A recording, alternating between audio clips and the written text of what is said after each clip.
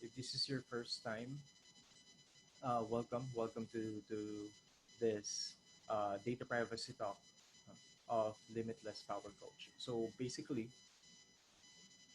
we are going to we are going to talk about data privacy. Particularly this RA 10173. You've seen this. What do you call these particular companies that we have here on my screen? No, uh, I'm sure you know Target. You've been hearing that. We have Equifax. You know Ashley Madison, Marriott, of course, Capital One. Also hope you know Sony, Forever 21, Facebook, eBay, Yahoo, Twitter. We also have the LinkedIn here, Cebu Pacific, Jollibee, Sun Life, RCBC, Cathay Pacific, ABS even. We even have locals here uh, in the case of Cebuana Lubilier. So these are actually companies. These are actually big companies, right? If you're gonna see here, these are major companies that we have. Madalas natin nakikita. Now, if I'm going to ask you what these companies have in common, I'm still struggling with this new normal, no, of not having some interaction. Pero sige, what do these companies have in common? Aside from that, these companies are actually big, uh, not only here in the Philippines, but there are also big companies in the US and basically around the world. No? The common thing that these companies have is that all of them have data. Now, everyone now works on information. Sabi nga nila, today, information is power, and we generate information based from our data. No? Now, uh, but there's a thin line between the difference between you and them. You know, basically between these particular companies and the company that you're in right now. Now, I do hope that there's this difference between your company and this company. So you can ask me, what's the difference between you and them? Is that all of these companies na pinakita mo kanina, all of them actually experience data breach or they've been hacked. So yung mga company na nakita nyo kanina, they're never breach with some company. So yun, yeah, we have these particular companies are actually being hit by a data breach. So everyone now, since we are actually in the digital age, you know, uh, things are ano ba? What do you call this? Kasi in a computer, always remember that it's basically binary. It's ones and zeros. And from what I've remember is that anything that you anything in a computer you can alter. No? So basically, these are the things that we're going to talk about. Sabi nga ni Mr. Robert is that there are only two types of companies in this world. No? Those that have been hacked and those that will be hacked. So,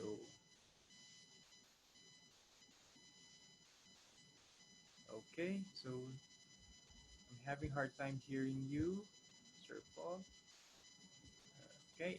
So, all good now? Okay.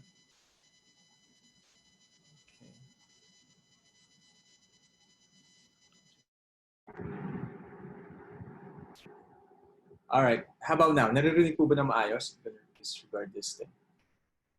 Okay. You guys can hear me loud and clear na compared sa kanina? Nice, nice. All right. Okay, thank you. See, yeah, I'm using an external microphone eh. Kala ko this one will get things better, pero turns out mas okay pa pala if I'm using this internal microphone. All right, so all right, thank you. Let's go back. So again, going back to this particular thing about data. No, since we're actually working on the digital age, there are only two types of companies that we have now: those that have been hacked and those will be hacked. So technically, all of the things that we're going to talk about here in relation to data privacy will actually be also related to this data protection. So in the Global Cybersecurity Index, Philippines is ranked 12 out of 38 in the Asia Pacific region. We're actually ranked, no, we're actually 12 out of 38, and then we're ranked 58 out of 172 participating countries in the Global Ranking Index. This one is way back 2019 or 2008 uh, survey that we have. No? So if you're gonna see here, the Philippines, medyo nandito tayo sa gitna, pagitan ng between highest and lowest. Although we're quite near the lowest, pero uh, with the kind of what do you call this initiative that the National Privacy Commission is doing, plus with the help of the DICT, uh, probably this 2020, we're expecting a higher number in terms of our cybersecurity index on this. Kasi there's a lot of like for example, awareness and training that's really happening. Not only here in the cyberspace, but I'm seeing companies na right now they're one of their priorities is data privacy. So still, medyo we're still naghahabol pa rin tayo in terms of the way how we do things in data privacy and cybersecurity, but we're getting there. So our main focus for today is our privacy. So this is the thing that we're going to talk about. No? So the question here is, what is the right to privacy? The right to privacy or the right to be alone. This is the answer here. No? So this is the most comprehensive of rights and the rights most valued by civilized men. Of course, all of us, we have this some kind of a thinking or a moment na iniisip natin that there's this some place, some things na we prefer not to discuss or disclose to anyone. Like these are the things that we want to keep private. You know? So actually, that thing, that kind of feeling that you feel, is actually one of your rights as a human being. You know? So when we talk about privacy, that is the right to be alone. You know? Dati when we talk about privacy, ang madalas sinasabi ng mga tao is that this is actually the four corners of your home. Kung ano yung nakikita mo sa loob ng bahay mo, or these walls, thick walls of your house, yun yung parang dun yung parang ano mo, parang dun yung private place mo. You know? I mean, not even the government can seize you or knock on your door and simply pumasok lang on your house. No, that's your private place. No? Now, in terms of the modern era, privacy somehow nag-deviate on that kind of thing. That means yung privacy natin not only works on the four corners of our house. No? So yun yung mga pag-uusapan natin here. So we have different kinds of privacy. We have this what we call decisional privacy. So this one involves the right to independence in making certain important decisions in your life. So again, you have the right to decide whatever kind of decision you are making. No? So again, it's part of your rights to decide. No? And then we have this what we call locational privacy. That means refers to the privacy that is felt in a physical space, such as that which may be violated by trespass or unwanted search or seizure. Ito yung sinasabi ko kanina. This particular privacy that we have in our home. So that's the locational privacy. Now, this thing not only defines the privacy that we have in our home, but also the physical space that we have. Let's say, for example, kung nasan ka man. Let's say, for example, you're in a restaurant. No, what do you call this? Is it does the restaurant have the rights for them to record what you're doing in the restaurant? So parang ganun siya, no? So that's what we say when we talk about locational privacy. Now, the thing that I really want to stress out here is this third what do you call this definition of privacy, the information privacy. So as an individual's it is actually an individual's ability to control the flow of information concerning or describing him, which, however, must be overbalanced by legitimate public concerns to deprive an individual to his power to control or determine whom to share information of his personal details would deny him of his rights to his own personhood. Now, basically, what this information privacy means is that you have a complete control of your information. You know, uh, anong ibig sabihin nun? What does it mean?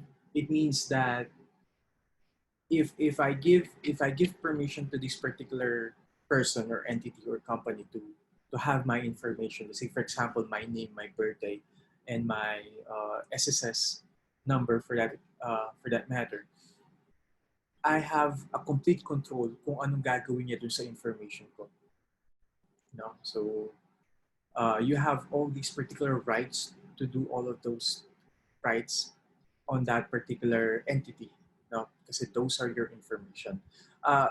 What I'm seeing right now is medyo what we are lacking right now is this knowledge about our rights, on what to do on this information. Let's say, for example, I've seen a lot of people keep on uploading information on Facebook. No? They don't even know yung mga consequences na pwedeng mangyari. Like what we have right now is if you heard about the Face app, the one that turned you into a girl. So parang ganon.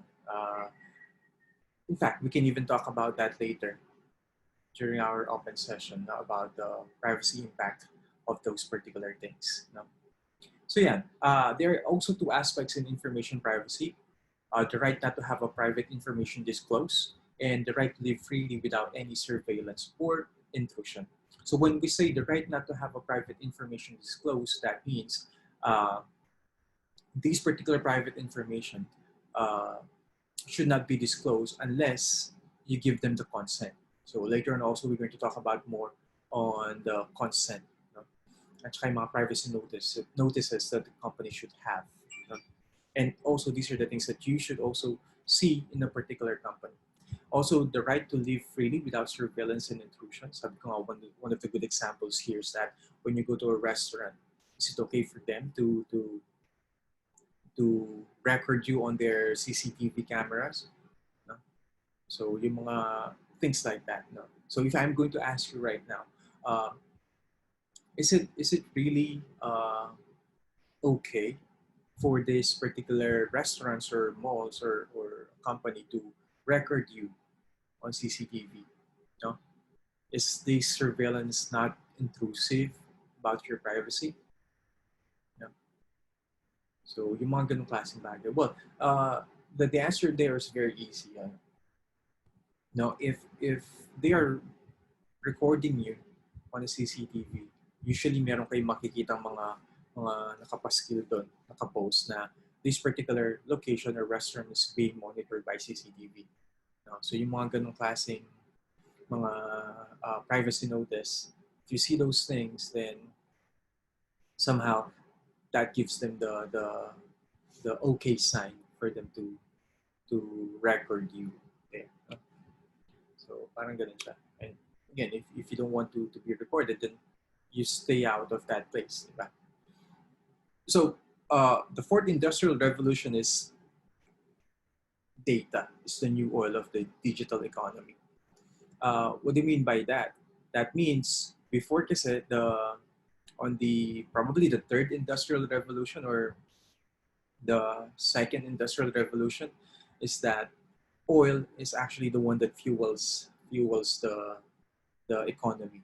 Kaya nga, if you're gonna see most of those companies, most of those countries na mayayaman are those countries that produces oil. Yung mga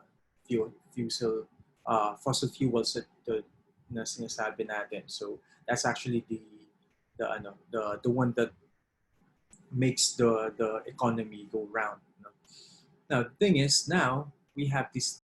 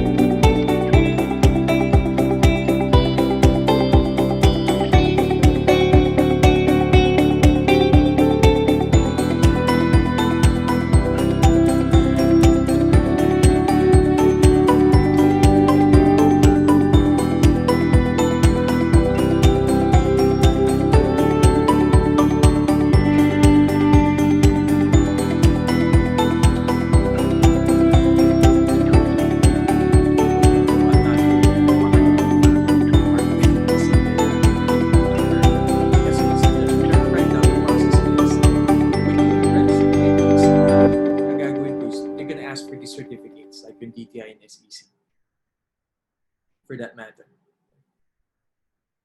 All right, should the DPO be certified? That's a very good question. Before, we don't have this DPO certification. You know? Right now, NPC is pushing this certification to the DPO. The one that provides the certification, as far as I know, is the National Privacy Commission itself. Last year, nag-post sila about the certification, although it's just for government sector. So meaning if you're a DPO from a government sector, then uh, NPC would dapat kinontak na nila kayo for you to get certified. For the private sector naman, I haven't seen any post or announcement from the National Privacy Commission kung kailan. No? Pero if the question is, meron mong certification yung mga DPO? Yes, coming from the National Privacy Commission itself. Although before, when they don't have that, what they're trying to say is that yung DPO natin should be knowledgeable on rules and regulations on law, and then they also have some technical knowledge. At the same time, they also have this at least a little bit of a background sa risk management. No? So yun. Processing means what? Operations are performed upon personal data. So basically, these are the things that we do on processing. We collect information or data, we record them, we store them, we organize them, we store them, update, modify, we retrieve them, we use them for consultation and consolidating, blocking, erasure, or destruction. So basically, ito po yung mga process that we can do on a personal data. So, eto mga personal information na to, coming from who? They're coming from our data subjects. So who are these data subjects? These are actually individuals whose personal information is being processed. Let me have my pointer here. Okay. So who are these data subjects that we have? So sino tong mga data subjects natin? These are actually our clients, no? Or anyone that we have personal information about them. So basically, yung mga clients natin, in fact, if we are the employer, yung mga what do you call this? Yung mga empleyado natin, kasama sila. In fact, if you're gonna ask me kung sino yung department that holds the most number of personal data, that's the HR, no? So mamaya pag-uusapan din natin na yung mga biggest threats in isang company. No? So yan yung mga yan. Okay, so what else do we have?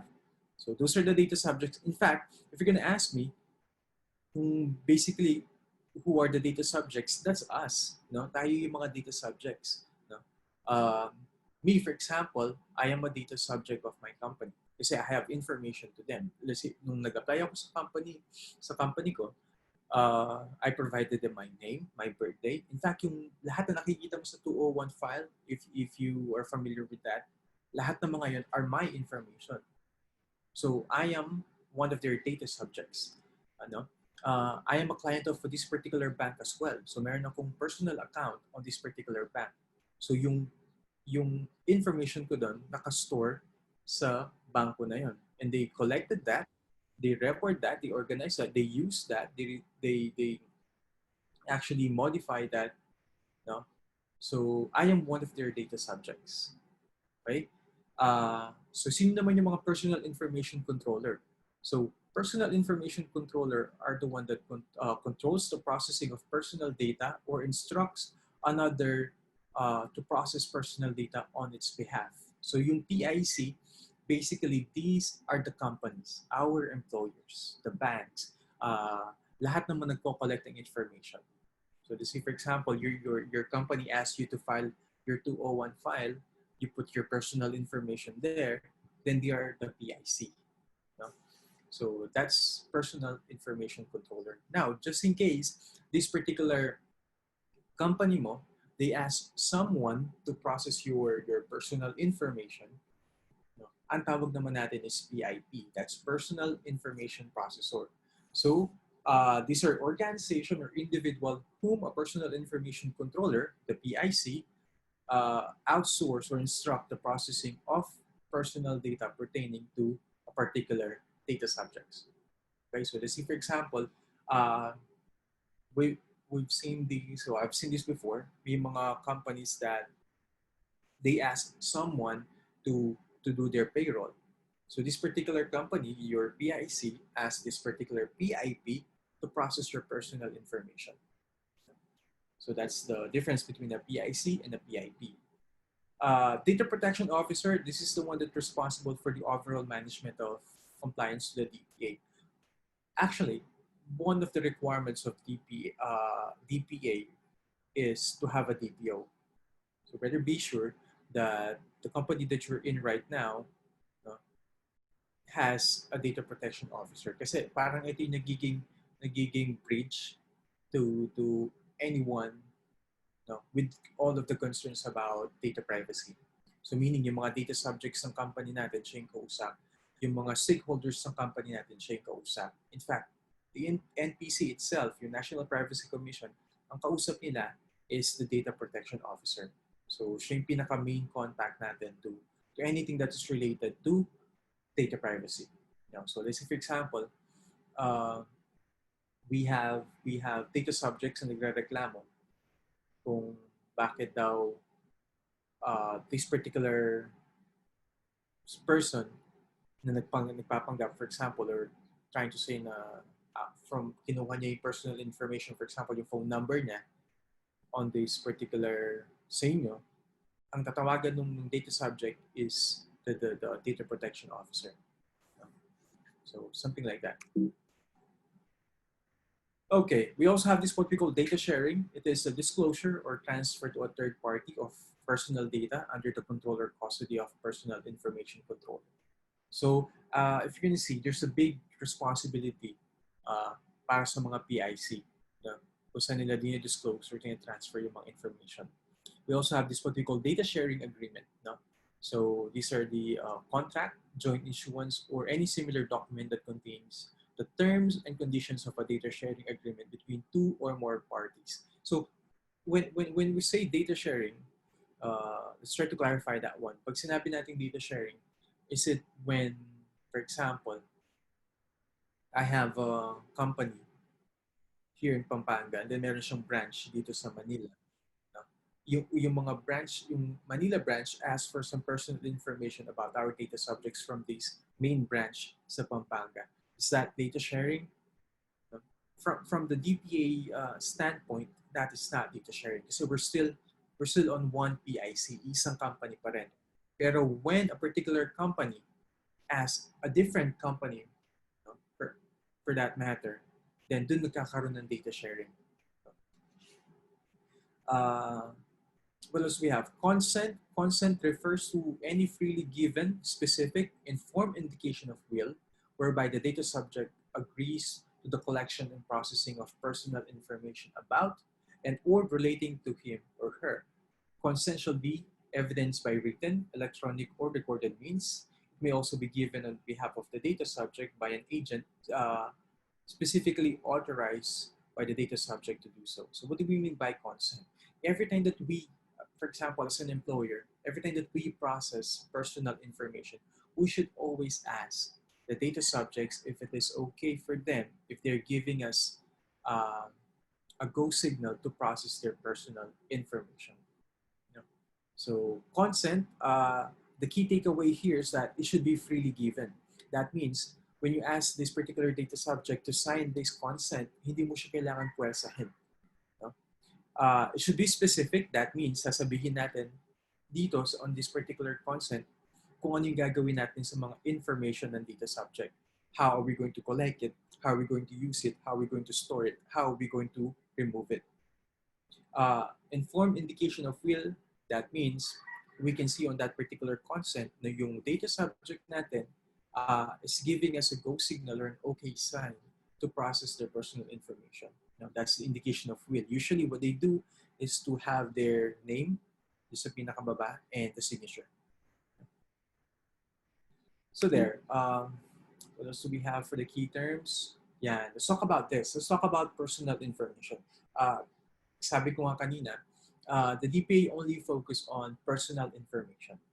So we have actually three personal information dito na pag-uusapan. So the basic one is yung what we call personal information. So refers to any information, whether recorded in a material form or not, from which the identity of an individual is apparent and can be reasonably and directly ascertained that the entity holding the information, or when put together with other information, would directly and certainly identify an individual. This is the actual content straight from the definition of the DPA about personal information.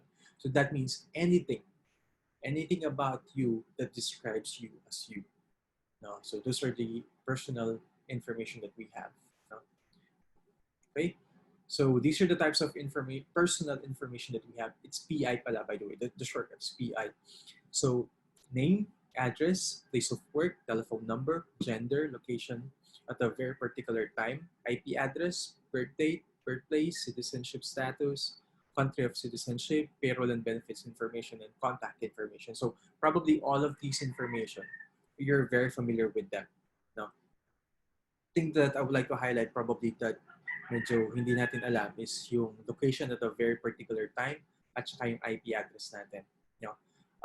The thing about this is that these things are actually related to one another. One is that IP address can identify your location. Not really the very exact location that you're in, pero in IP addressing kasi, especially when working with IPv4, we can actually trace someone from the IP address. So this one's part of your personal information. These are the public IP addresses that you're using. So when you go to the internet, when you connect to the internet, nabibigyan ka ng IP address. No? So, yun, that's part of your personal information.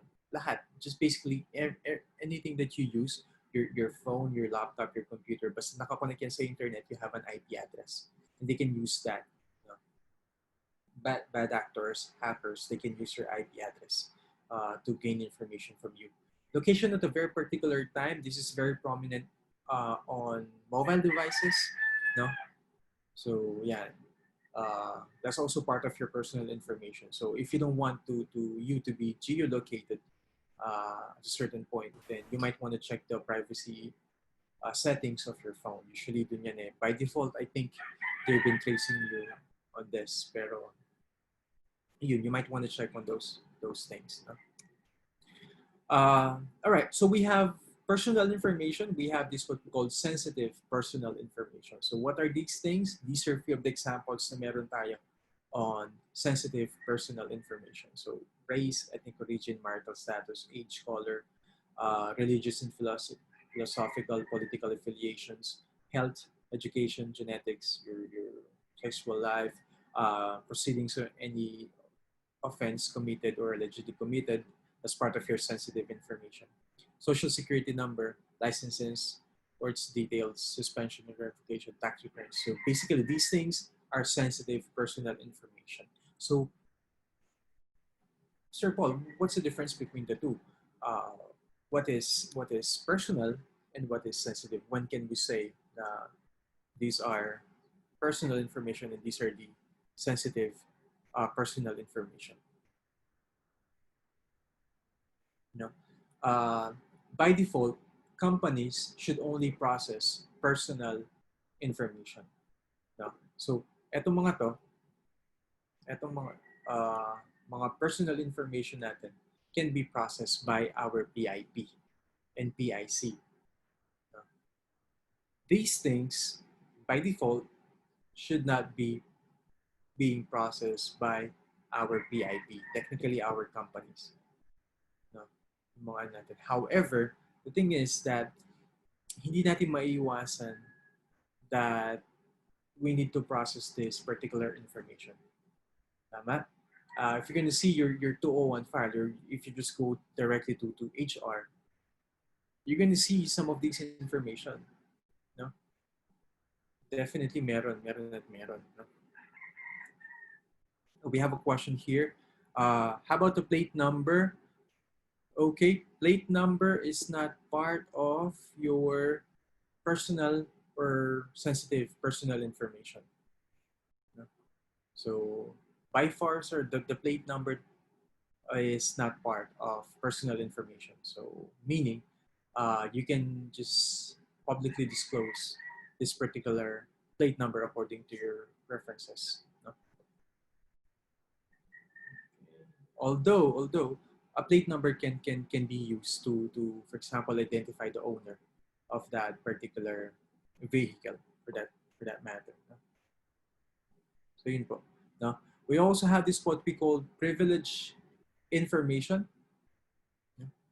So refers to any and all forms of data which under the rules of court and other pertinent laws constitute privileged communication. So an example of this, or these are a few of the examples of this, is attorney to client relationship, physician to patient relationship, minister to, like for example, the confessional thing, public officer given information in official documents. These are the privileged information. So yeah, PIC should collect personal information before specifying it.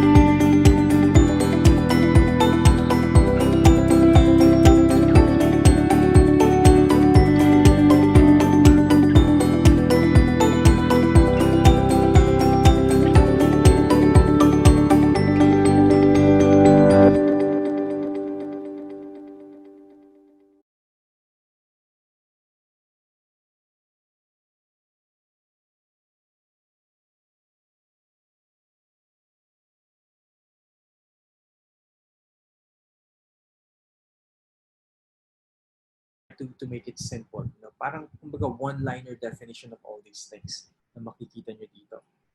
For one, sa inquiry, you can just simply leave the information of your data protection officer, or if it is a privacy notice for our clients, you can just simply add things like how to contact you or your data protection officer just in case they have some inquiries about privacy related concerns. So these are the things that you at least you need to have inside your privacy notice. So there. Remember that the data subjects can be or must be provided information through a clear privacy notice that is accessible and easy to understand. For one, actually before, we already have privacy notices. No? Yun nga lang, kumbaga sa ano, it's highly technical.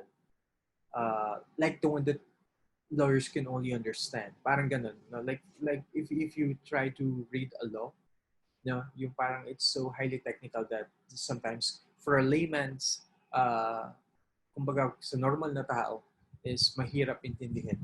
No? So now, what you're trying to advocate is that the privacy notice should be in a clear, very understandable way of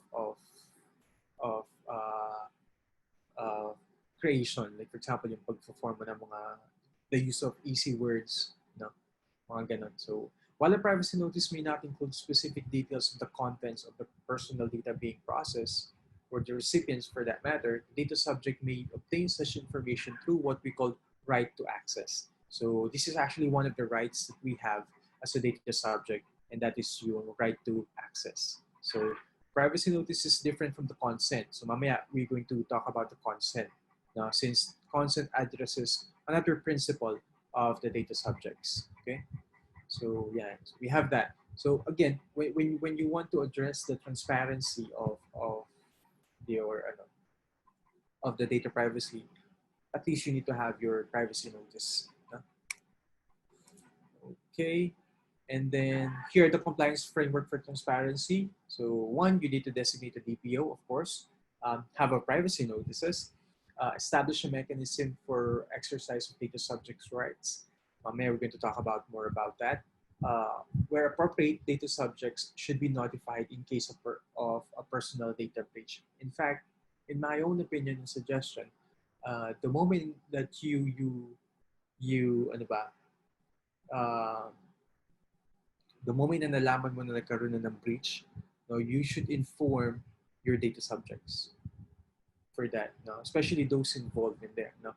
One of the rules na meron tayo on the data privacy is that if a breach happened, no, ang kailangan mong kausapin is NPC and the data subjects. Within the span of 72 hours, kailangan makausap mo yung NPC and yung mga data subjects involved. No? You need to tell them that something happened because that's one of their rights. No?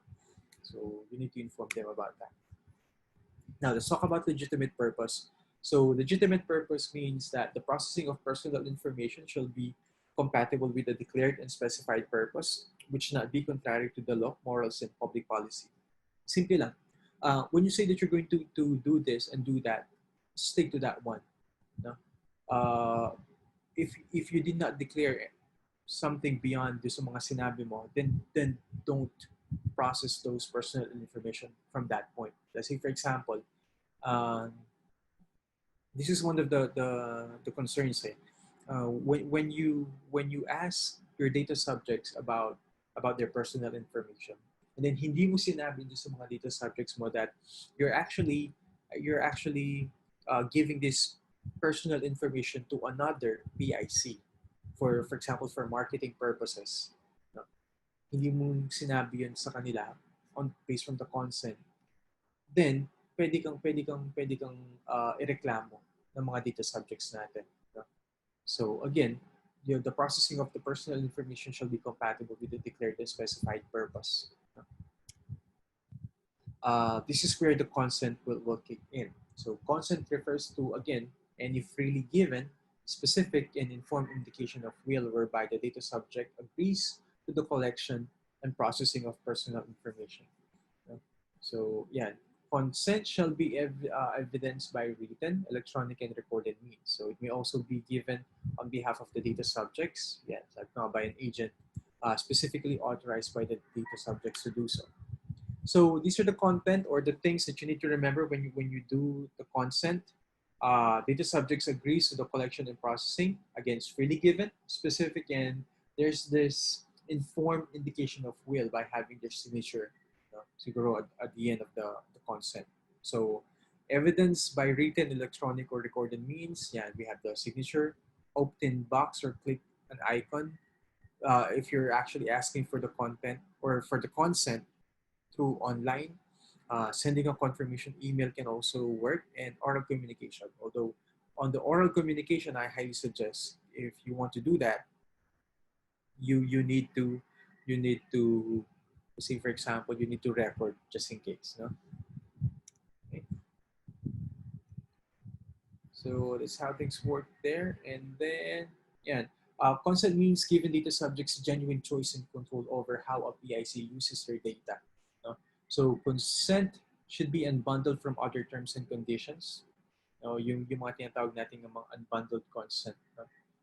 Clear affirmative action means someone must take deliberate action to opt in for that. One of the questions that was raised before is that, let's say, for example, uh, I'm about to leave the company, magre-resign na ako. And then I'm applying for a job sa ibang company naman. No? Uh, Usually, companies do HR or recruiters do some background check. No? They do this. They call your previous employers, for that matter. Now the question is, these recruiters might actually ask personal information about you from your previous employer. No? The question here is this previous employers of your uh, can provide personal information about you dun sa bago mong employer? No, can they provide personal information about you? So my answer is if you give them a consent to do so, then they can go ahead and provide personal information about you. But if not, no, kung wala yan sa consent, or if you did not give them the consent to do so, then they should not do that. No? They should not provide any personal information about you. So yun, processing of personal information is allowed if you have a consent, you have a contract, you have a compliance with legal obligation, protect vitally important interests of the data subjects, including life and health. Let's say, for example, huwag naman sana, pero let's say, for example, ma-aksidente ka, and then there's these responders na ambulance, hindi naman niya pwedeng tanong muna sa'yo na pwede ko bang i-process yung personal information mo? Can I have this and can I have this? No? So for that, no need for you to have a consent. No, it's a life and death. No, also fulfill functions of public authority tsaka legitimate interest. So again, processing of personal information is allowed if we have this. The thing is, processing of SPI or sensitive personal information is prohibited. No? However, if there's a consent, existing laws and regulations, no, protect the life and health of the data subjects or another person, medical treatment, tsaka court proceedings, then you can go ahead and process sensitive personal information. Pero if uh, wala naman reason for you to process them, then I suggest you don't do process them. Kasi if something happened, if breach happened, mas malaki kasi yung fine at saka yung pananagutan mo when sensitive personal information was compromised. So mas malaki yung patong na parusa on sensitive personal information kumpara mo sa personal information lang. No? So I highly suggest if you don't really need to ask for this sensitive personal information, I highly suggest you don't keep them. No? So yan, compliance framework for this, have records of processing activities and document basis of processing, policies and procedures for every stage of data life cycle. No? We're going to talk about that more later. Manage third-party risk, like mga data sharing agreements natin, we should keep them on tabs. Regular assessment and review, of course, you also need to have that. As for example, conducting a privacy impact assessment or any kind of assessment that is related to data privacy. So, for example, assessment like the ISO 2700, tsaka yung mga guidelines on those series at saka policies. You might want to check on those. So yeah, aside from transparency and legitimate purpose, we have this what we call proportionality. So this one is the processing of information shall be adequate, relevant, suitable, necessary, and not excessive in relation to a declared and specified purpose. So yeah, personal data shall be processed only if the purpose of the processing could not reasonably be fulfilled by other means. So we have this problem kasi that we tend to over collect information. No? And when the data subject asks kung kailangan ba talaga yan, lagi natin sinasabi sa just in case we need it. No? And one of the common problems pa natin is yung sa culture natin na this is what we always do. You know?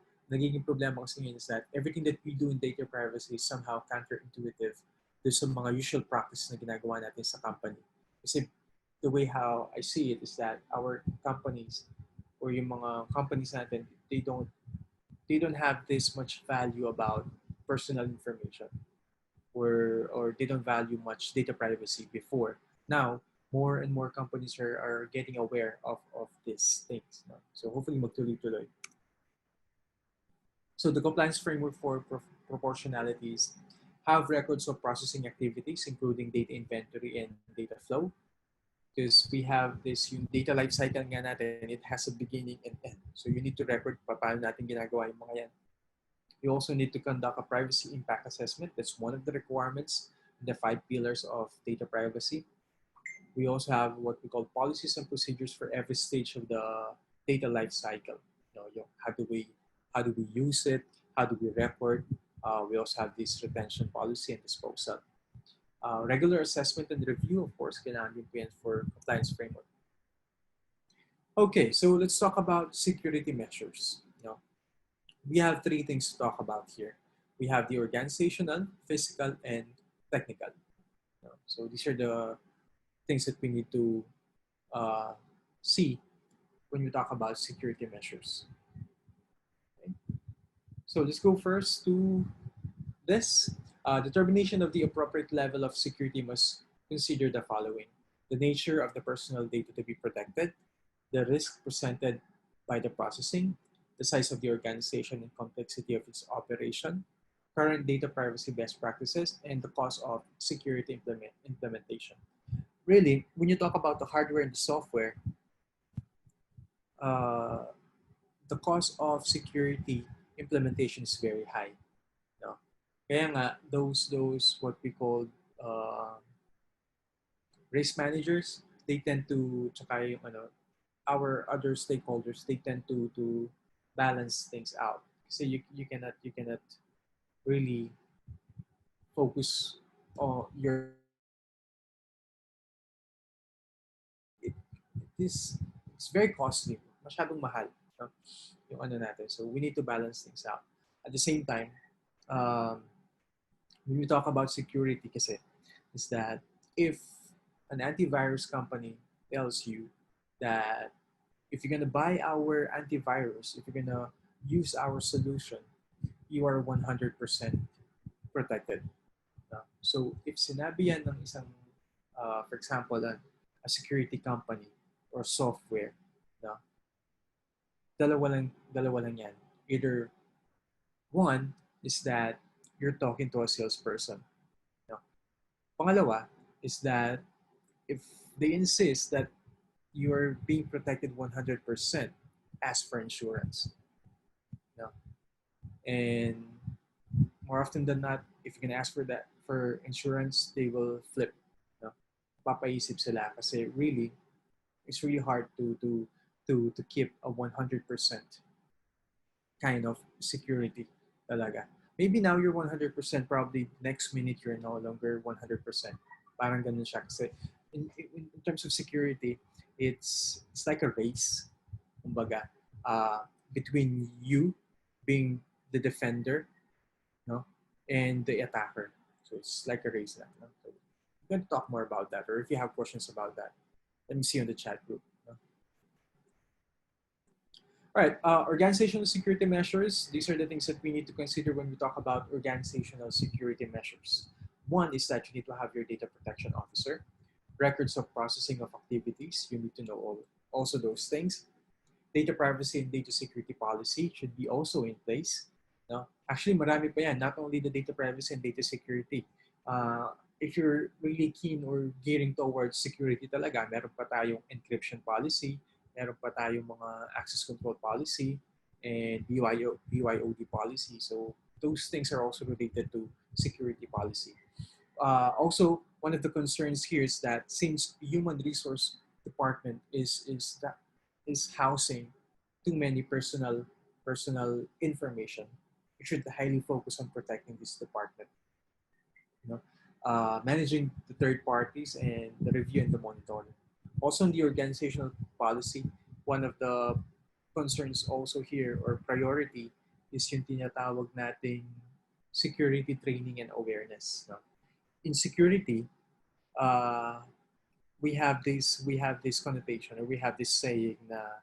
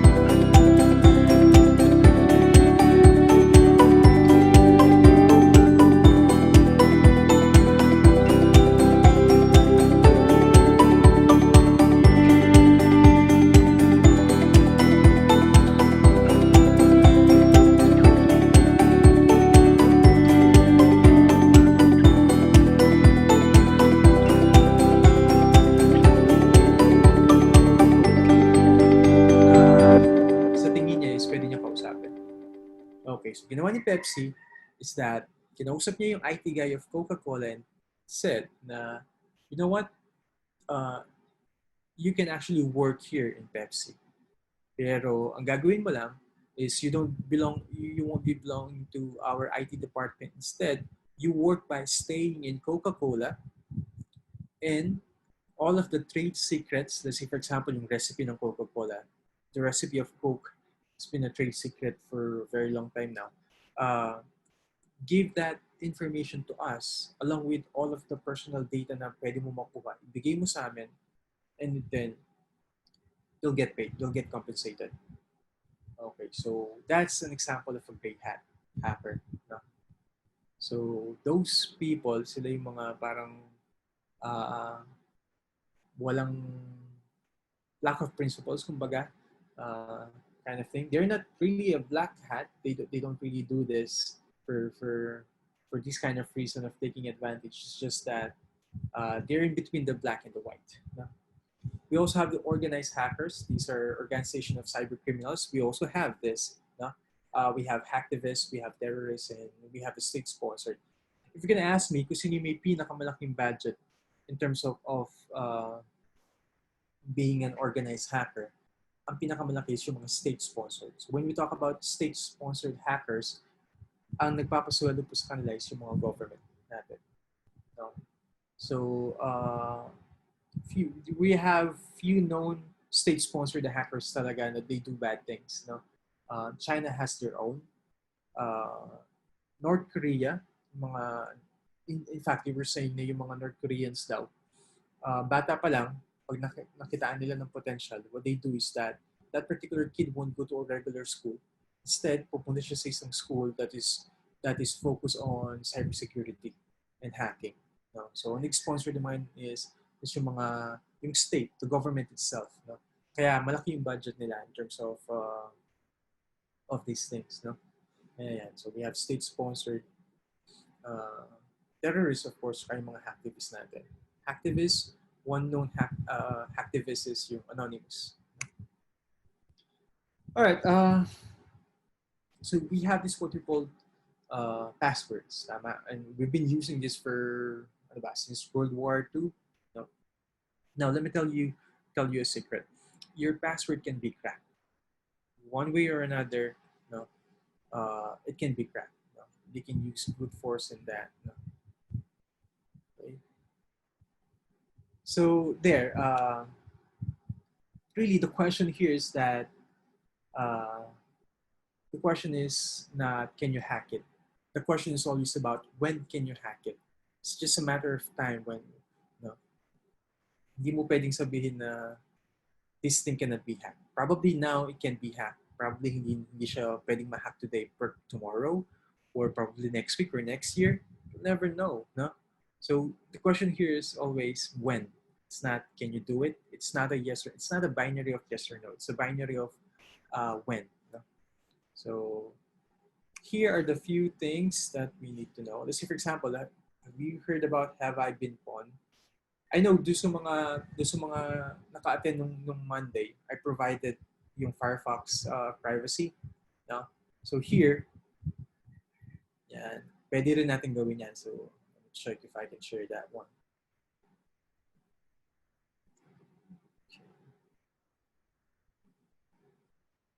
Okay. You guys seeing my Firefox pala? You see my browser? Yes?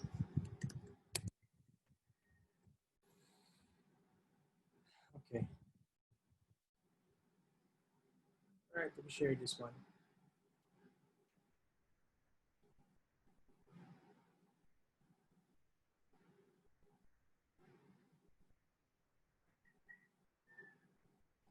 Yeah, how about now?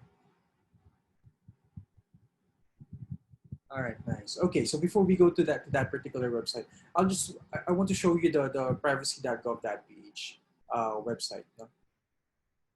Again, if you're really having some, if you want to answer those questions that you have regarding the DPA, this is actually your go-to place. No, it's privacy.gov.ph. So here in fact, the good thing about this NPC about NPCs, they always make sure that this particular website is up to date. No? Anything that you want to know about data privacy is actually here. No? So let's say, for example, here in our services, here, if you want to comply, you can actually go here and register. And then, may mga rules, and in fact, yung mga guidelines, no, nandito na. So really, hindi ka talaga maliligaw in terms of your journey on to become a compliant to the data privacy, to the Data Privacy Act. Kasi nandito na lahat ng gagawin mo. One thing that I like about this data privacy is yung mga services nila dito. Say, for example, yung mga advisors that they have, the opinions of privacy experts, nandito lahat. So let's say, for example, you have questions, before you ask them to NPC, probably na-answer na yan before sa mga to. No? So yeah, so let's say, for example, here we have an advisory opinion about the consent, compliance with the national privacy. This is way back 2007 pa. Yung mga bago tayo, let's say, for example, this one, outsourcing of personal data. Yan. So these are actually queries of other data subjects, no, to the NPC. No? So for example, this one, disclosure of insurance policy details to the NBI. Let's try to check this. Yan. So you can actually see here yung mga things that they discuss. Of course, for confidentiality, they remove those people who ask. Pero the content ng mismong concern is actually here. So I highly suggest, if you're into this, go to privacy.gov.ph. In fact, the one that yung pinag-usapan natin last Monday, it's actually here sa mga updates nila. Here.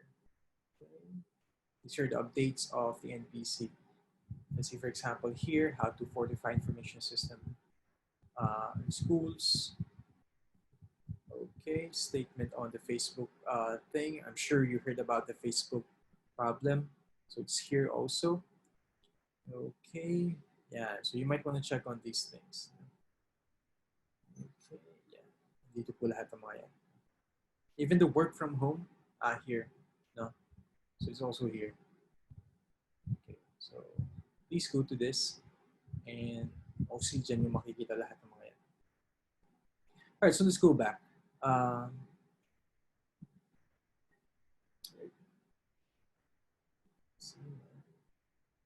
Alright, so same thing yung ginawa ko kanina. What really hackers do is what do you call this? When they hack a company, usually binebenta nila yung mga information sa dark web. Okay, wait lang. I'll start my video. Sige. Please go to this particular website and try to check your email address. Take a 1-minute break.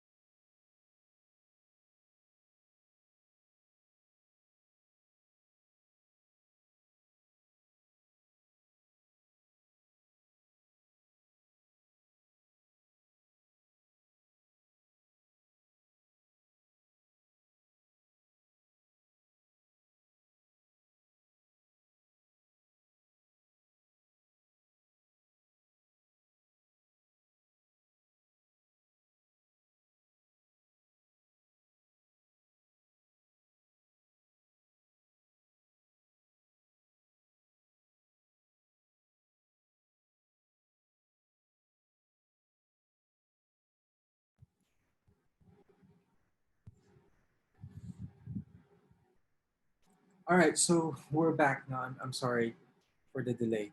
I was trying to show you something interesting. Yeah, lang, turns out can see hindi ko mapagana yung hard disk for this one. All right. Anyway, let's go back. You might want to check on this particular website. Have I been pawned? All right. So here, same thing kung paano ko pinakita yung sa Microsoft or rather sa Firefox. It's the same thing here. Here, you can actually type, for example, your email address and see here kung naging part na ba siya ng breach. Again, sabi ko nga, when breach happened, when a hacker hack a particular company, ginagawa niya is binibenta niya yung mga personal information. Let's say, for example, yung mga passwords and accounts, such as this one. No? So those things that are really exposed on the dark web, no, nandito yan, no.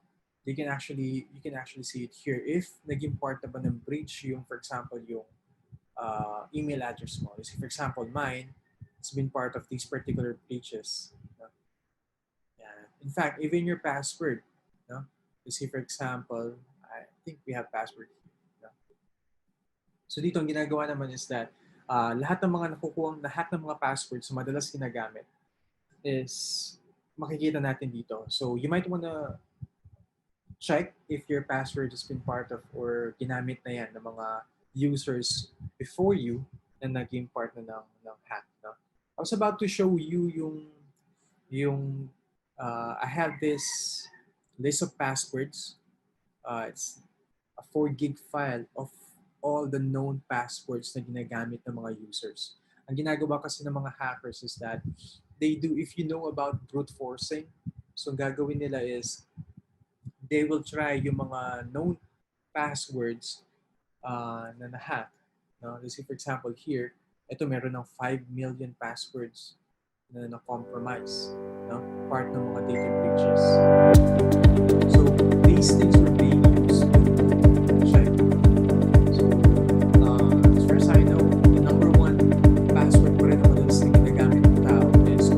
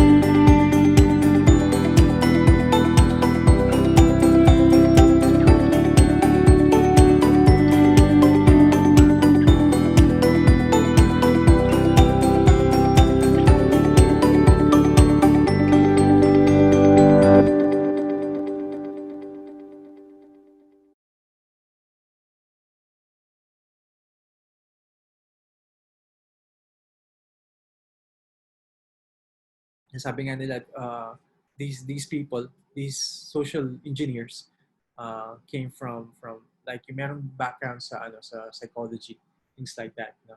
Uh, kasi we always keep on saying this: humans are the weakest link in the information security chain. So that means kahit gaano ka ganda, gaano ka expensive, and gaano ka high grade yung software and hardware mo, if yung mga tao natin, mga employees natin were left behind, then wala rin mangyayari. No? Uh, what we use to for this is, let me see if I can share this one. If you heard about No before,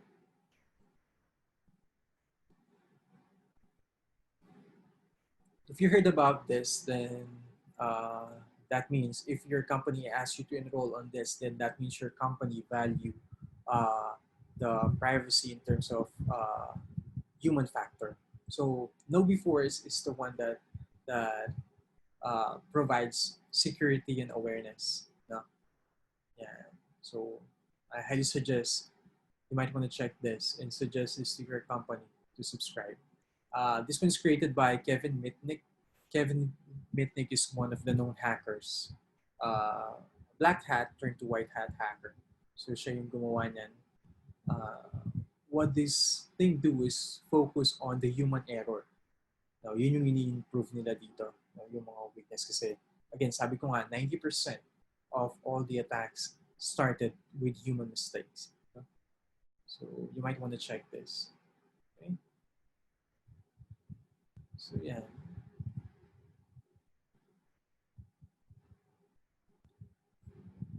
So, that's no before. Uh, uh, I'll, I'll, I'll make, sige, I'll put the link on the chat natin para makita nyo mamaya. No?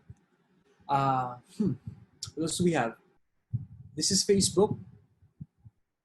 And sige, you might want to check ano yung mga something familiar there from your end. Have you tried using those bank applications?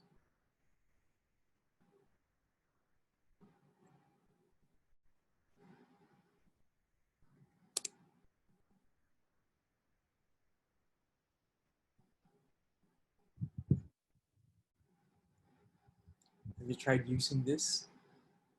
We have BPI here. No? These these things, these people, at first kala ko, when we talk about hacking, nangyayari lang yan sa mga, like for example, US. First, ano ba yun? Uh, they don't really happen sa mga third world countries like the Philippines. No? Kasi usually, nakakita ko ng mga hackers before sa mga movies lang and things like that. No? And naniniwala ako before na malayo pa tayo dun sa ganung klaseng setup of having hackers talaga.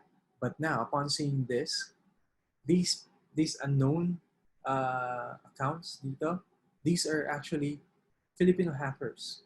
And yung mga tinatarget nila are the Filipino people. No? Yung mga yan. Kasi for example, this one, they're selling these accounts, BPI accounts, no? Na na-fish nila. No? For, let's say for example, this one, BPI account, 5K worth 35K ang laman. See these things? These things are really happening. No? So I highly suggest you might want to check your security settings. No? And I've seen these things sa news. There's a lot of people being scammed by these people. In fact, meron na nga akong nakita, nababalita na nahuhuli na, which is really a good thing. Pero what I want you to realize here is that these things exist, and these people really can compromise your personal information.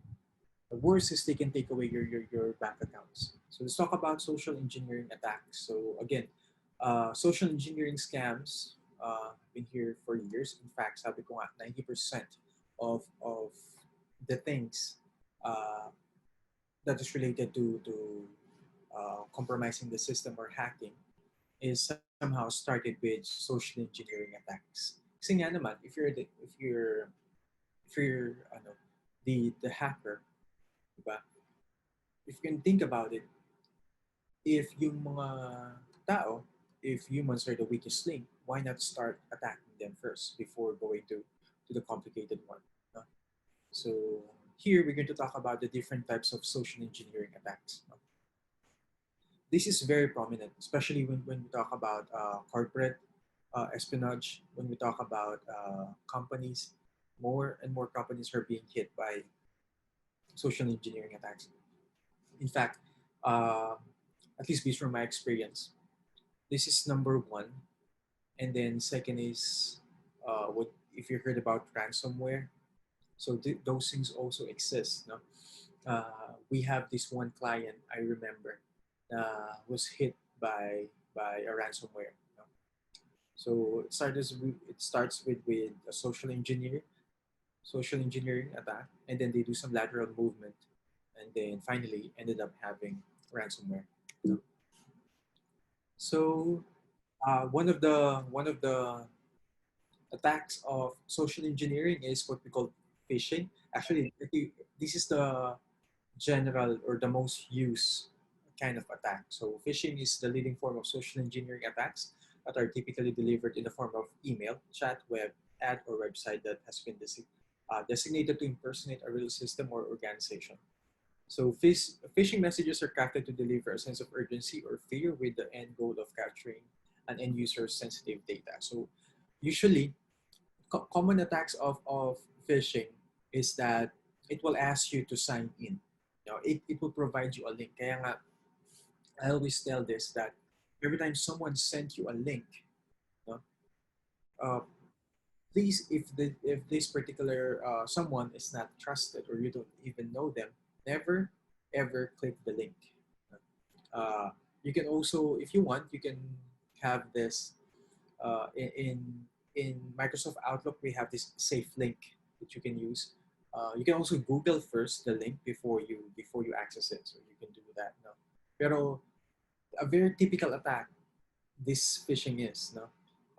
You've seen a lot of emails na dyan. Before you can easily recognize them. In fact, sometimes hindi mo na sila makikita kasi uh, your email service, like for example Gmail or Yahoo, will actually filter them. Ito yung mga nilalagay nila sa spam. However, there are some certain complicated phishing scheme na ano na, medyo nakakalusudo sa spam filtering ng mga email services natin, eh, nakakapasok sa inbox. So again, if you see someone that asks you to click a link to sign in, no, be skeptical. Ang tawag namin nga dyan is zero trust. No? So you can actually do this. At the same time, malalaman mo na kagad if it is a phishing if there's a sense of urgency. No?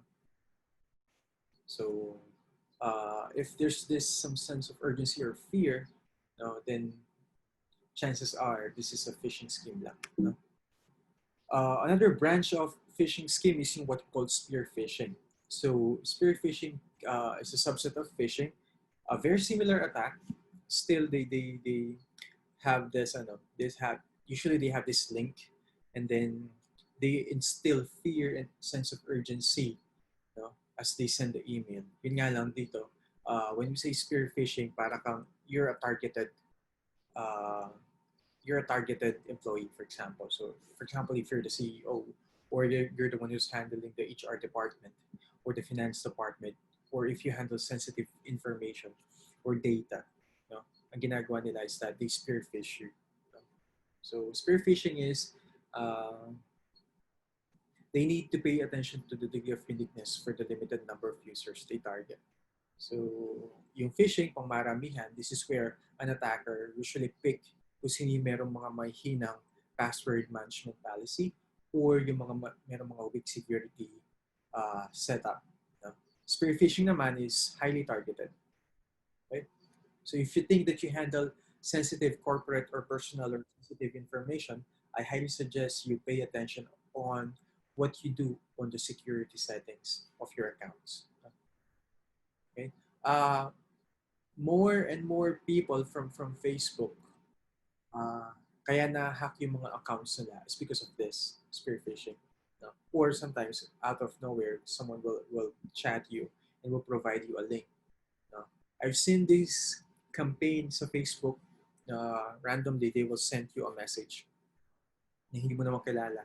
And then, merong sense of urgency and fear. Like, for example, nakita ko yung picture mo dito sa link na to or sa website na to. And there's a shortened link there. And if you click that, no, either merong malware yung website or they will ask you to log in sa Facebook. So usually, malalaman mo usually kaagad dyan kapag nakapag-login ka na sa Facebook when you log in twice. Kasi ginagawa is that when you log in for the first time, hindi yun yung actual na Facebook login page. It's like a dummy page wherein kapag in-enter mo yung username and your password, no, they will capture that. And then ililid ka nila dun sa actual Facebook login page. When you enter that second time, that's the only time na that will be forwarded to Facebook server. No? So just be careful on this. When you sign up for Know Before, I'm not a sponsor of Know Before, pero I think it's really a nice service to have. No, when you sign up for Know Before, ang gagawin ng Know Before is that they will intentionally fish and spearfish your employees, and then they will craft personalized emails like this. No? And then lahat ng mga employees na kakagat dun sa phishing na yon will be reported, or yung Know Before will provide you some results. No? Then you can do mitigation or remediation after that. All right, so what else do we have? We have phishing. Dito naman, imposter or social engineers can be anywhere on the internet, but many prefer an old-fashioned way, which is through the use of phone. I think one way or another, all of us here became a victim of this, na yung phishing. So this one, instead of using the internet or email or chat, they're using phones, no? They're using voice. Kaya nga phishing ang tawag kasi they use voice to do this, no? Ano ba? The very common here, usually kasi the common in the US is mga Indians, or not really Indians, pero mga parang call center type that saying that there's a problem on their machine and they need to remote access that. Dito, common here in the Philippines is that when you, what do you call this? Yung tumatawag saying that they came from the bank, and then sabi nila that you have a free insurance policy or something. So parang ganun. I'm sure naka-experience na kayo ng ganun. I for one experienced that. No? So ang ginawa ko dun is I shrugged them off. Una, hindi ko pinapansin, pero there are times kasi talaga na nakulitan na ako. Then I asked them, nagpanggap kasi sila that they were saying na they came from the bank, nakuha nila yung bank information ko sa banko ko, from my bank. So I asked them, who's the manager of the bank, what branch, then they failed to answer, and then sabi nila, they changed it, sabi nila, nakuha niya ni-refer daw ng family member. Then I asked, who's that family member of mine? No? So wala rin sila nasagot. No? So doon pa lang alam mo na kagad na something's wrong. No? If it is my bank, then I should review yung privacy notice tsaka consent ng banko. No? Kung saan in-state nila doon yung mga third-party affiliation nila, where they can transfer my personal information. No? So kung wala naman, then I guess proudly, my bank violated my privacy, or hindi talaga galing sa bank yun. No? Out of nowhere, they just got my phone number to scam me. Something like that. So ang ginawa ko is that for them to stop, ang sabi ko is, I sent a message to them that this will be the last time that you're going to contact me. I'm invoking my rights for erasure and blocking of my personal information from your database. And kung hindi pa sila tumigil, I'll file a complaint to NPC. So, yun, after that, hindi na sila tumawag ulit. So, just in case, if you think that there's someone harassing you on that, you can actually do the same thing. No? So yun, we also have baiting. This one, attackers leave infected USB flash drives or optical discs in public places, no, with the hope of someone picking it up out of curiosity and using it on their devices. Usually kapag nakakita kasi tayo ng flash drive out of nowhere, we are actually curious kung ano ba yung laman ng flash drive, no? Or we want to use the flash drive, parang finders keepers kumbaga, no? So that kind of mentality natin are being used by malicious actors or hackers to actually gain access on our system. Kasi we have these flash drives. Ang tawag natin is rubber ducky.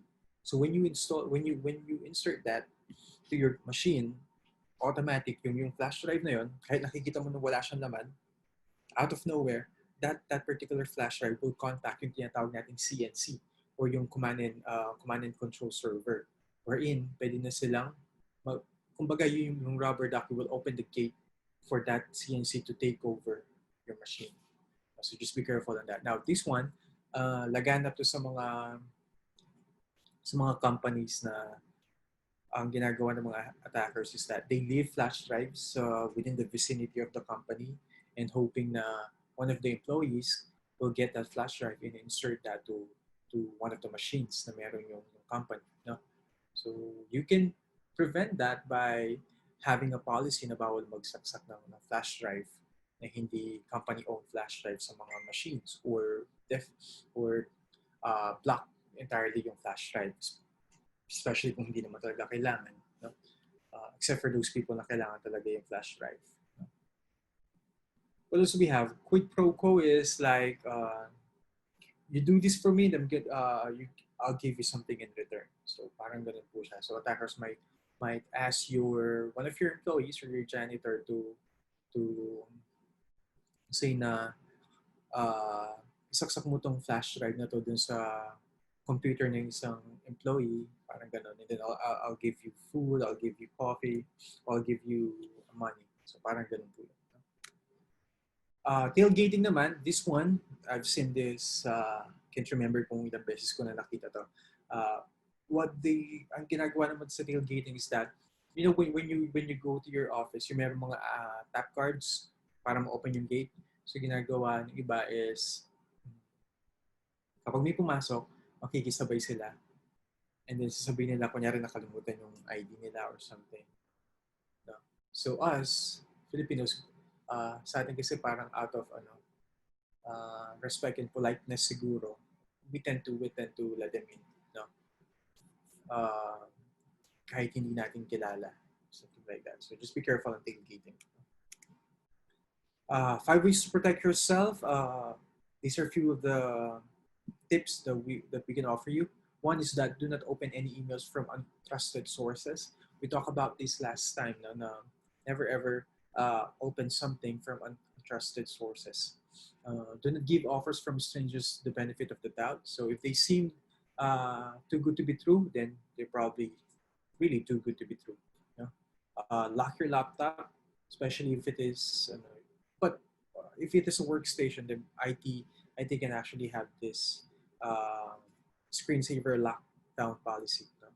Purchase antivirus software. So again, it's nice to have this antivirus software, but then again, I'm telling you, no guarantee 100% that they can provide. They can provide 100%. But then again, it's nice to have.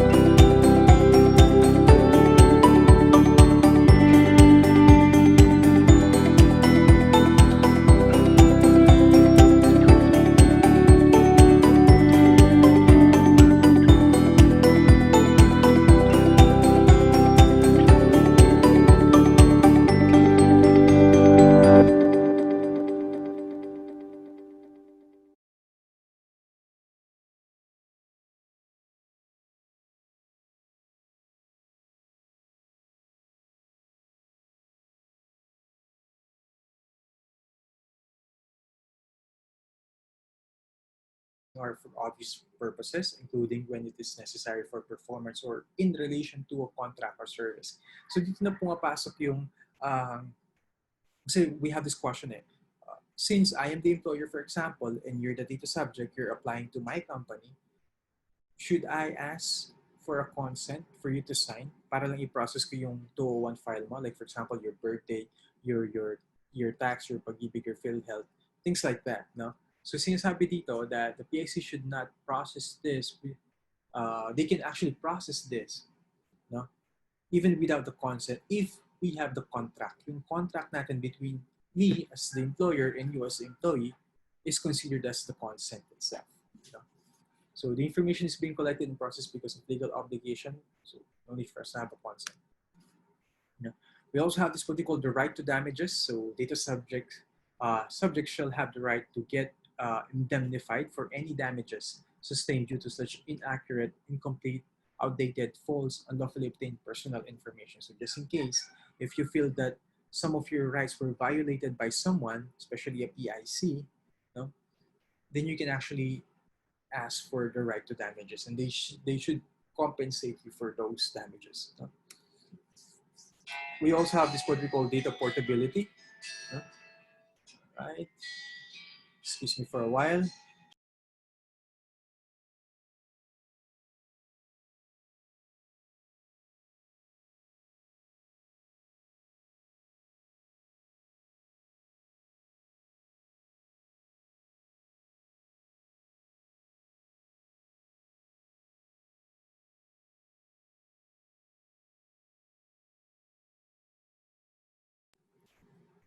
All right. So when we talk about data portability, this is actually the way we're in. Personal data is processed by electronic means and is structured in a commonly used format. The data subject has the right to obtain from the PIC a copy of such data in an electronic or structured format that is commonly used and allowed for further use. So what does this data portability means that? Let's say, for example, on this particular PIC, you want to terminate your or you want to withdraw your consent. Of course, meron ka mga personal information dyan sa PIC na yan. No? Give an example. Let's say, for example, you're doing your banking sa BPI and you decided to move from BPI to BDO. So you have these, you can exercise this data portability wherein yung mga information mo from BPI can be transferred to BDO. So that means no need for you to fill up again such information. Instead, yung BPI will just need to transfer your data papunta sa BDO. So something like that.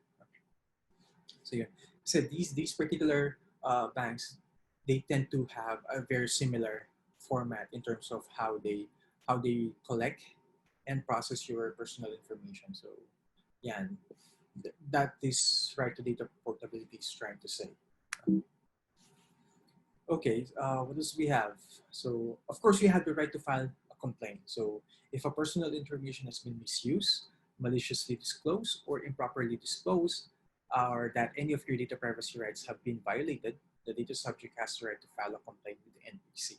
Now, on the PIC perspective, I would like to highlight this improperly disposed. I think sinasabi natin kanina, I cannot stress this enough that you need to have your data retention and data destruction policy. Kasi one, you don't want to keep those information or personal data to your computer if they are no longer needed.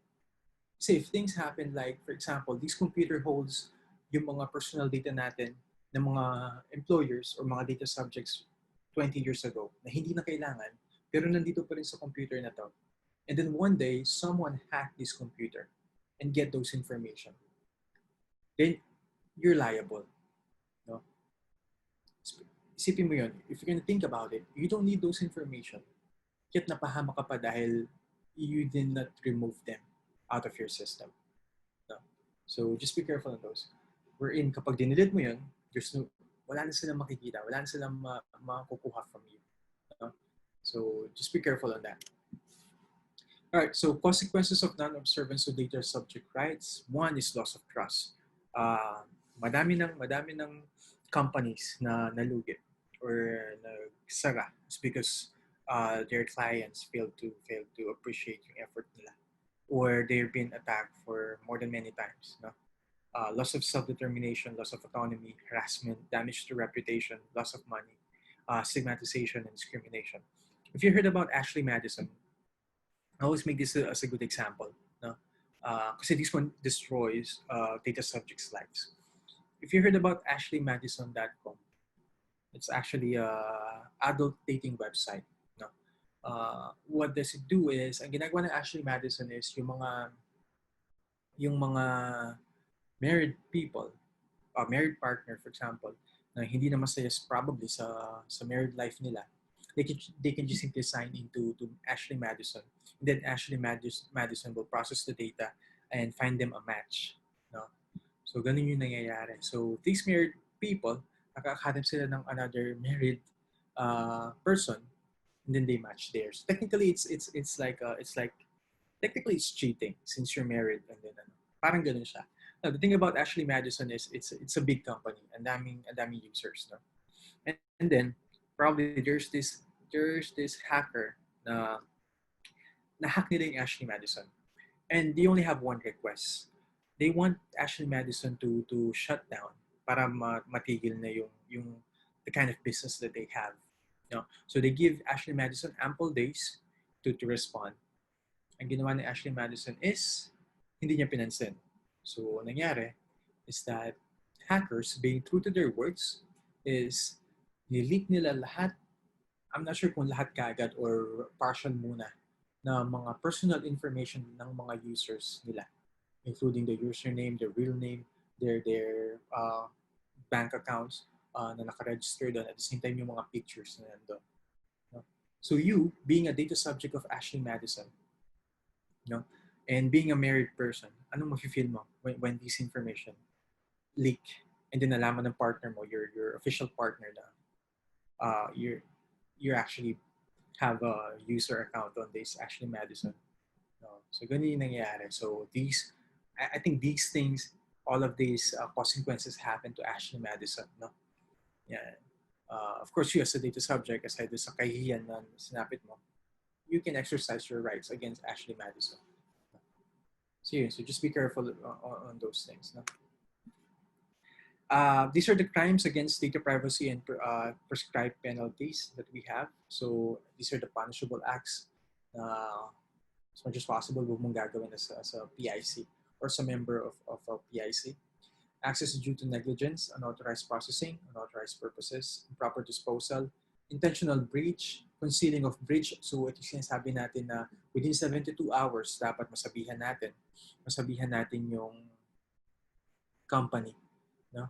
Or yung NPC and the data subjects na you've been hit by a breach. Malicious disclosure, unauthorized disclosure, and such combination of acts. As you can see, meron tayong difference dito. No? For the imprisonment is that yung 1 year to 3 year, for example, of access due to negligence, this is for personal information. Yung 3 years to 6 years, this is for sensitive personal information. Kaya sinasabi ko sa inyo, if you don't need to have this sensitive personal information from your data subjects, then might as well don't collect it. No? So, dyan po yan. Medyo mas mataas yung mga penalties and yung jail term ng mga compromise sensitive personal information compare mo sa personal information. I have a correction here. This is yung concealing of breach. That's 18 months to 5 years, not 45 years. It's just 5 years here. No? So yan.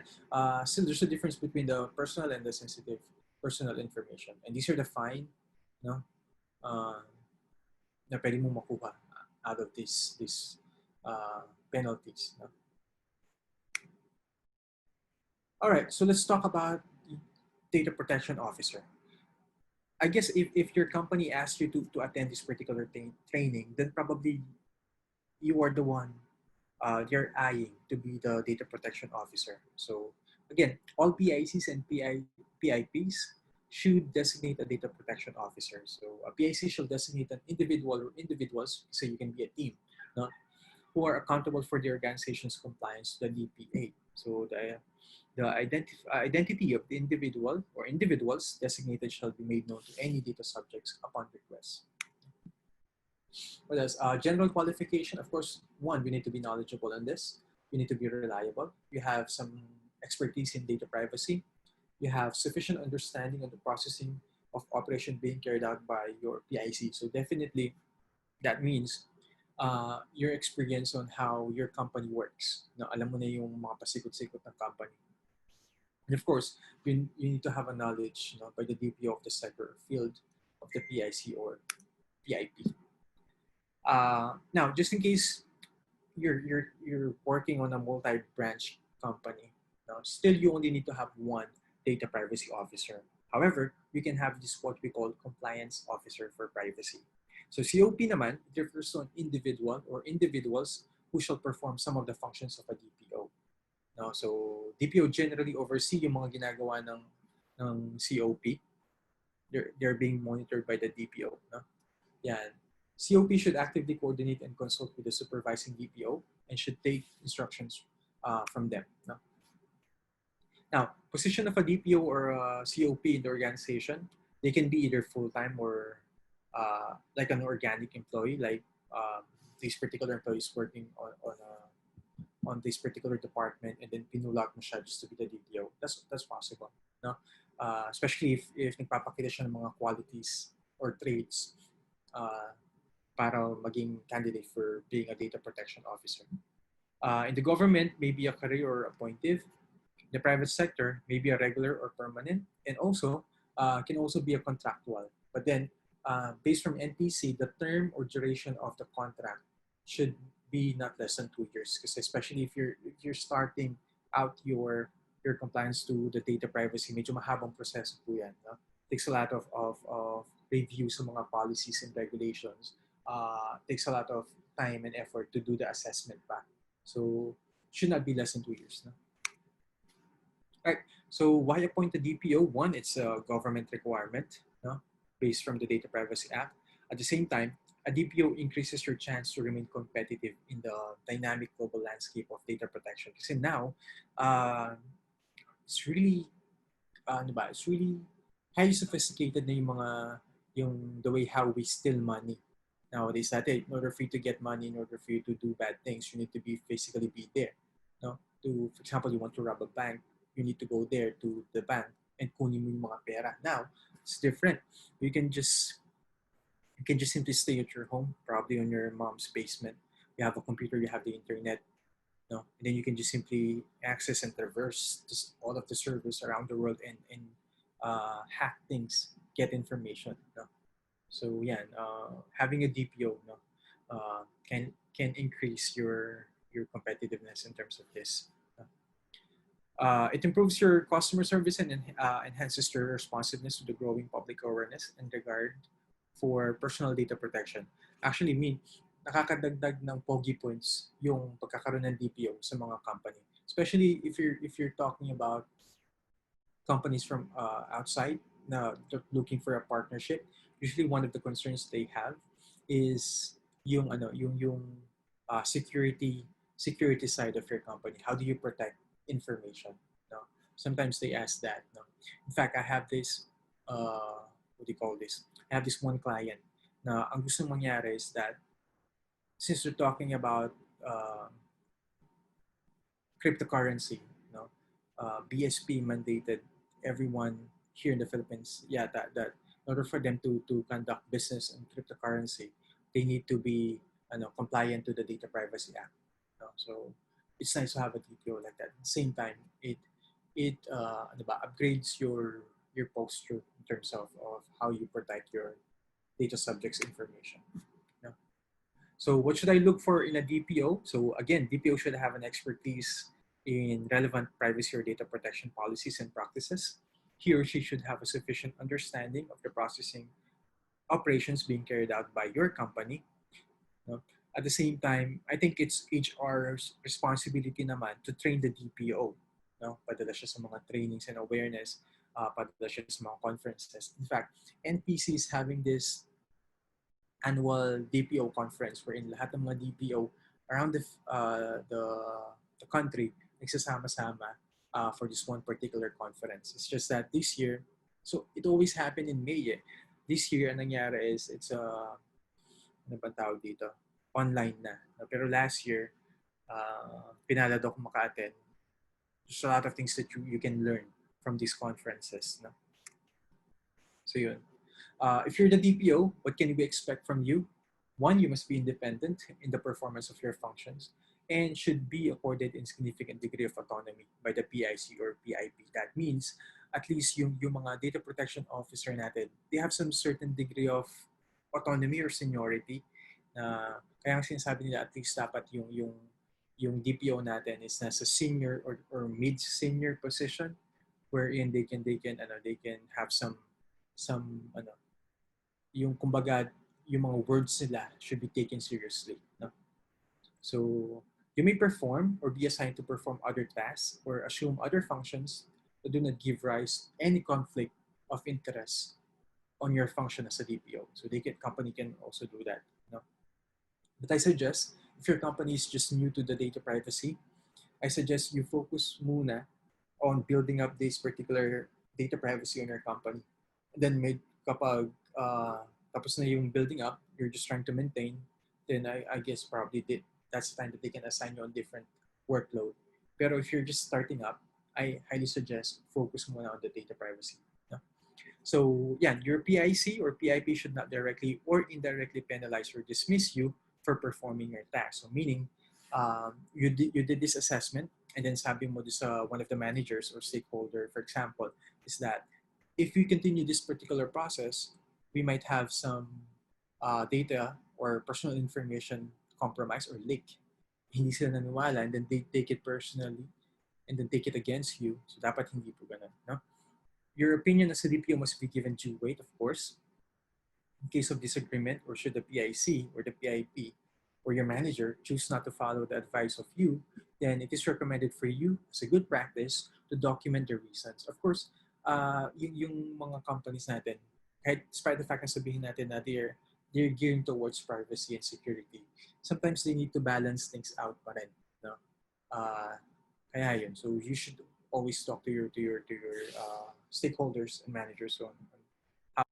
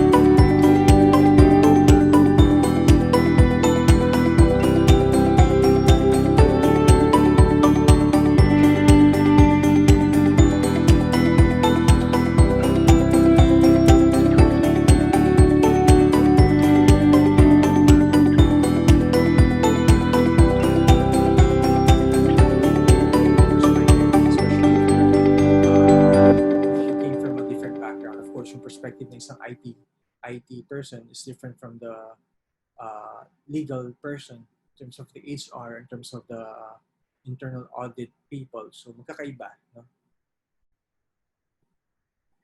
Okay, I think we no longer have questions. Anyway, just in case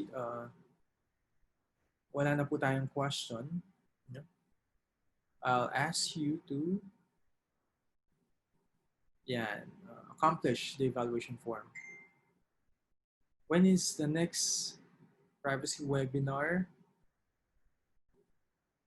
I think LPC admin can do that because they're the ones managing the they're the one who's managing the schedule for this.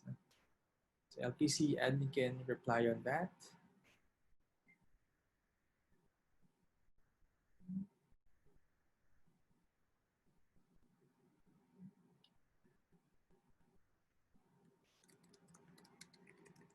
Anyway, just in case you have questions, you can actually reach me out. You can just simply, you can actually even connect to LinkedIn if you have questions or if you need help. I'm more than willing to help you out to, hit the ground running or get you started. Or just in case meron lang kayong concern or questions that you might want to ask, my LinkedIn account is always open for that.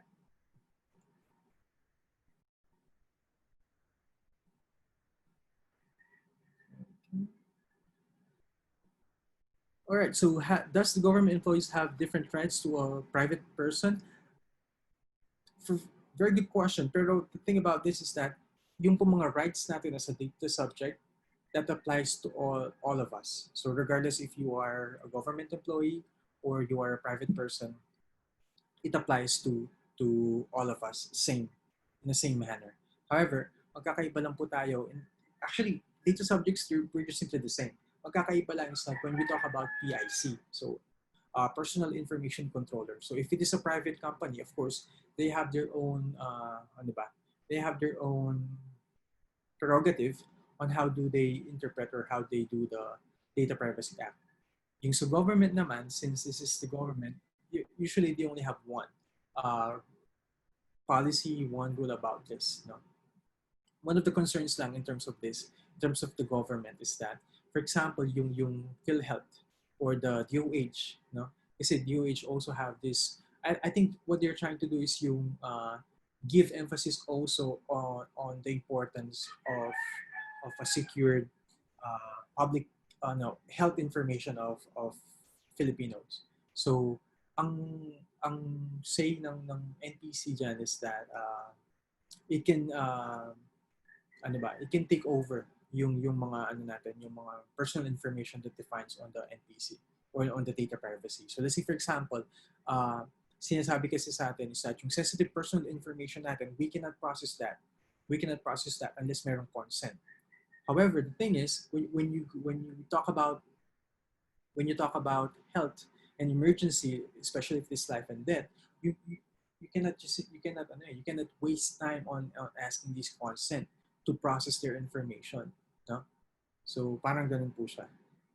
Pero on the question that do we have different rights as a data subject? No, we're just simply the same. Okay, do we have any soft copy to review regarding our seminar today? Of course, we do have.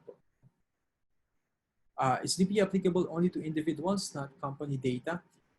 DPA is only applicable to personal information lang po. So meaning yung mga other company data, let's say for example, yung intellectual property, yung mga corporate data natin, yung mga finances ng company natin. No? So hindi na po hawak, hindi na po hawak yan ng DPA or ng Data Privacy Act. Probably the best law that you can fit in there is yung cybercrime law.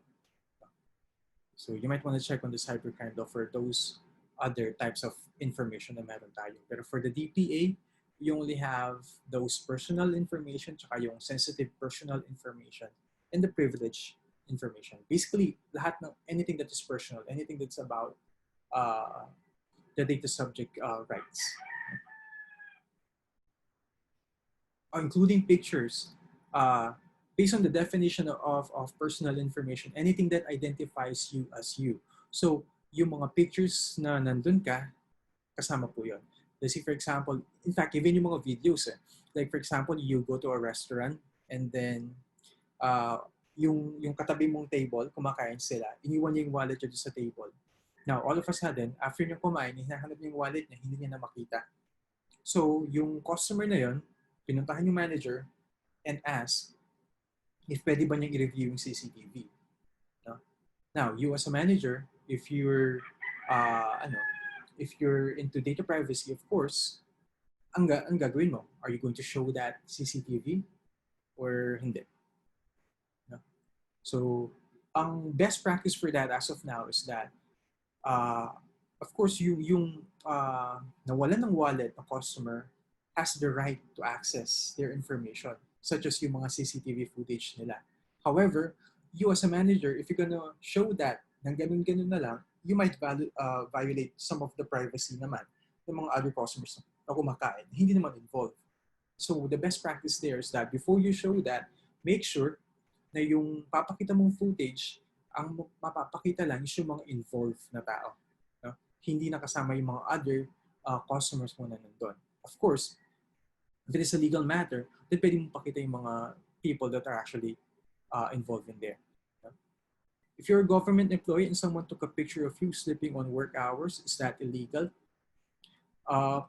If actually, whether it is government or private, it boils down to the policy na meron kayo sa company. No? If company says na bawal gumamit ng cellphones, for example, no? And then yung who took the picture? That's the question actually. If it is your coworker, then you can actually file a complaint against this particular uh, co-employee. No? Pero if it is your employer who did that, then probably they should ask for a consent muna on that particular process na meron sila. No? So the question that if it is illegal or not, it depends on the policy. If you think, no, kasi it boils down to your rights. No? So if you think one of the rights that you have there were violated, then I guess you can file a complaint against that particular person. If you're a government employee and someone took a picture, yeah, sleeping at work, how can you complain her if you will ask permission? That's the thing nga po, no? You can say it's really illegal or not unless NPC will tell you so. No? Kasi meron po silang legal department that can assess those things. No? So, how can you complain her if you will ask permission? No need for you to ask permission to her. No? Well, actually, that's the thing. If you need to ask permission first before you take some personal information out of them, including pictures. So just ganun na lang po natin tingnan. Last, how about personal conference group chat screenshot leaks? That's also one of the concerns. In terms of personal data, those are private messages. No? So, I think ang mangyayari dyan, magiging basis dyan is this. No? If there's no personal information involved on the convo or on the group chat, no, then probably it may not be involved or DPA may not be involved on that. No? Usually, yung mga cases po na pumapasok here is yung employees versus the employers. Parang ganun po yung nangyari. No, like these employees are actually, or these data subjects are filing a complaint against their employees for violating their privacy rights. No? In fact, sometimes, ang nagiging mali naman po ng mga data subjects natin is that, I'll give an example. When you install a particular application or software, do you read the terms and conditions? No? Kasi if, for example, you think Facebook, for that matter, violated your privacy, no? Babalikan ka ni Facebook. Sasabihin ni Facebook sa'yo, you remember that during your first registration on Facebook, you said, I agree to the terms and conditions and click OK. Kahit hindi mo binasa, we're in sa loob ng terms and conditions natin, these are the things na pwede kong gawin. The moment that kinlik that yung I agree, then that means you agree on them. You're giving them the concept of all the things that was stated on the terms and conditions. So, I guess it boils down to reading the terms and conditions before you agree on a certain agreement of collecting your personal information.